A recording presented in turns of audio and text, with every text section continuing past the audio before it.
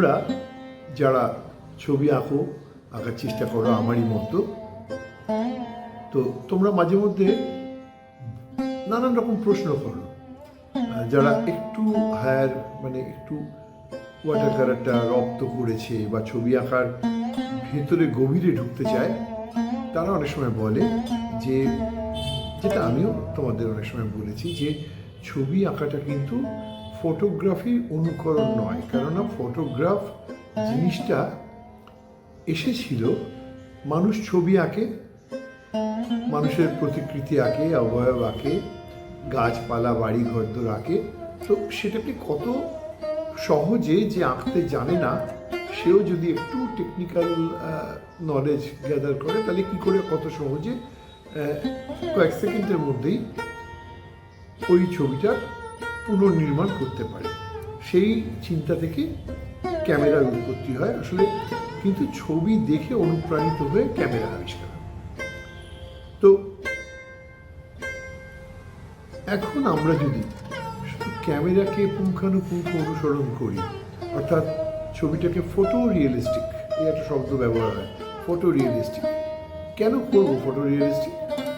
Photo realistic ছবি হয়তো মানুষটাকে সেই রকম দেখতে হয়, একেবারে হুবহু তার এই ছোট ছোট চুলের ভাঁজ, গোঁপের দাগ, বা মহিলাদের নানান রকম সাজসজ্জা ইত্যাদি ভুরু, সব কিছু খুব নিপুণভাবে হয়। কিন্তু ছবির আসল কথা কিন্তু মানুষটার আভ্যন্তরীণ মনোভাবটাকে ধরা, অর্থাৎ তার ক্যারেক্টারটা, মানুষের ক্যারেক্টারটা।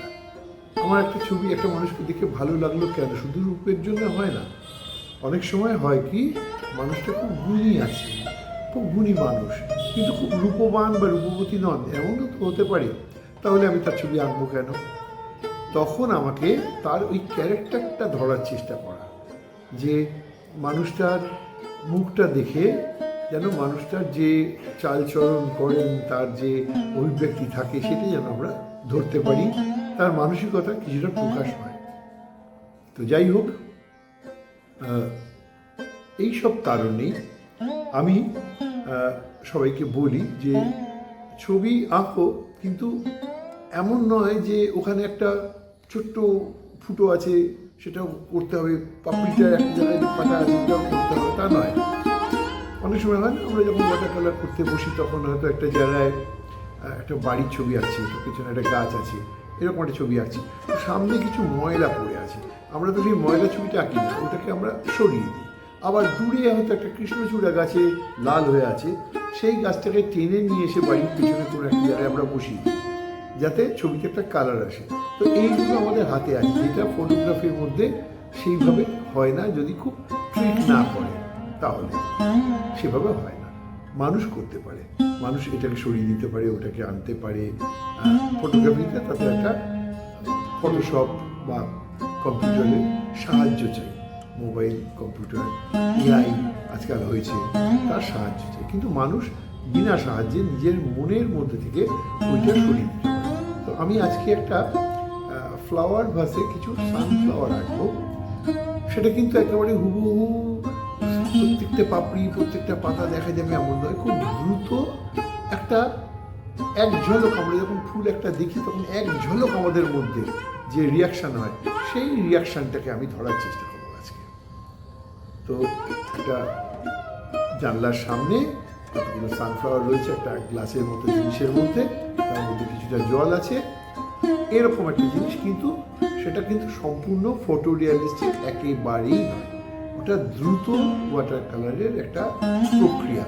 এবং এই প্রক্রিয়াটা যারা তোমরা খুব ছোটো তারা হয়তো ভাববে যে কীরকম একটা রং টং রয়েছে ইত্যাদি, একটু বড় হলে হয়তো ভাববে যে না, যারা বড় না এর মধ্যে কিছু একটা আছে, এরকম ভাবতে পারে।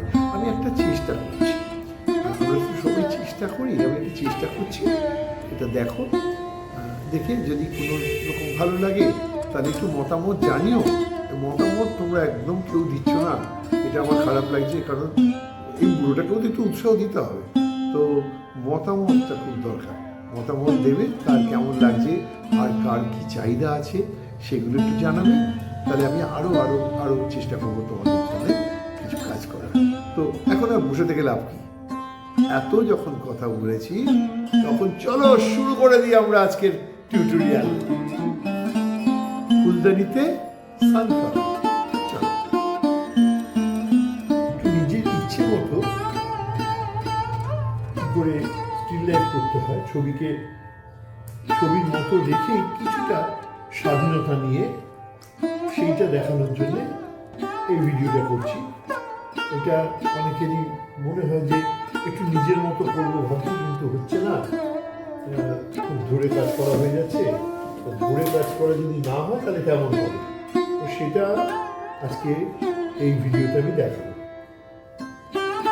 একটা হালকা করে সানফ্লাওয়ার স্টিল লাইফের একটা অবয়ব আমি তৈরি করে রেখেছি, জাস্ট লাইনটা করে রেখেছি। এবারে সেটার মধ্যে আমরা রং লাগাবো। রংটা কিভাবে আমরা একটু লাগাতে পারি যাতে করে একটু বোল্ডনেস আসে এবং মিনিমাইজেশন, অর্থাৎ খুব বেশি আমরা কাজ করব না, কম কাজে বেশি এফেক্ট যাতে আসতে পারে তার জন্য আমরা চেষ্টা করব। তো আমরা আমাদের প্যালেটে সমস্ত রকমের যা যা রং আছে সেগুলো আমরা প্রথমেই নিয়ে নেবো, কেননা কাজ করতে করতে রং বের করাটা একটা বিড়ম্বনা, তাতে করে টেম্পারমেন্টটাও ক্লিয়ার হয়। অ্যাটলিস্ট আমার হয় যে আমার কাজ করতে করতে রংটা বের করবো, এই জন্য একটু প্যালেটে বেশি করে রং নিয়ে নিলে আর পরবর্তী ওয়াটার কালারের ক্ষেত্রেও সেই রঙে একটু জল মেশালে, জল দিয়ে ভিজিয়ে রাখলে সে নরম থাকবে, তারপরে কাজটা করা যায়, সেটা বেটার। আর ছবিতে অনেকে ব্ল্যাক ব্যবহার করে না, কিন্তু ফিনিশ করার জন্য, ছবি ফিনিশিং করবে, ব্ল্যাকটা খুব জরুরি বিষয় বলে আমার মনে হয়।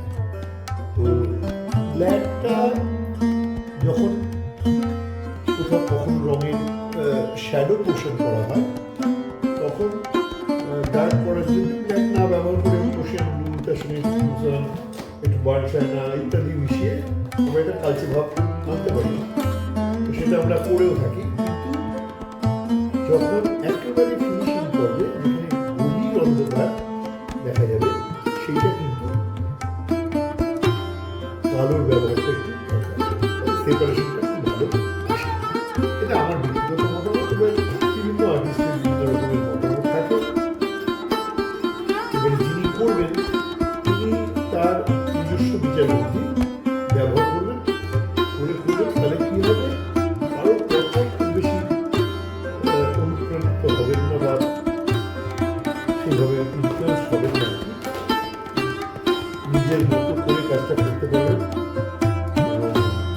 সেই কাজটা অনেক বেটার হবে। বুদ্ধিমত্তা দিয়ে কাজ করা অনেক বেটার।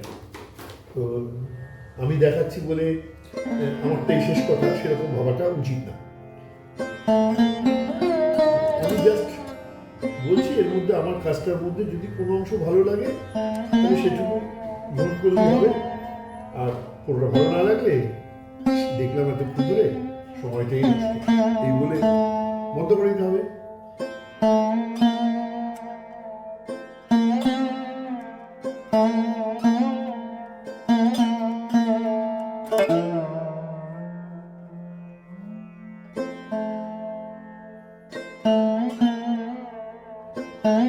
এটা একটা সানফ্লাওয়ার রয়েছে জানলার ধারে রাখা আছে ফ্লাওয়ার গাছটা। তো আমরা কি করব, ব্যাক সাইড দিয়ে আলো আসছে, আমরা কিছু করবো কি, সানফ্লাওয়ারের আগে পাপড়িগুলোতে উপর দিকটা একটু লেমন ইয়েলো,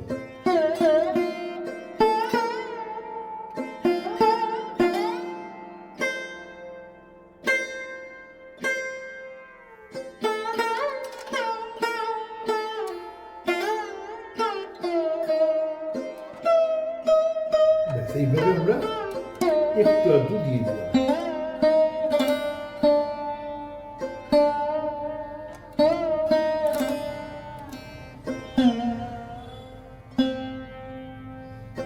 এবারে এটা লেমনিওলের পরে একটু ক্রোমিওলো নিয়ে ক্রোমিওলোটাও আমরা এর পাশে একটু দিয়ে দেবো।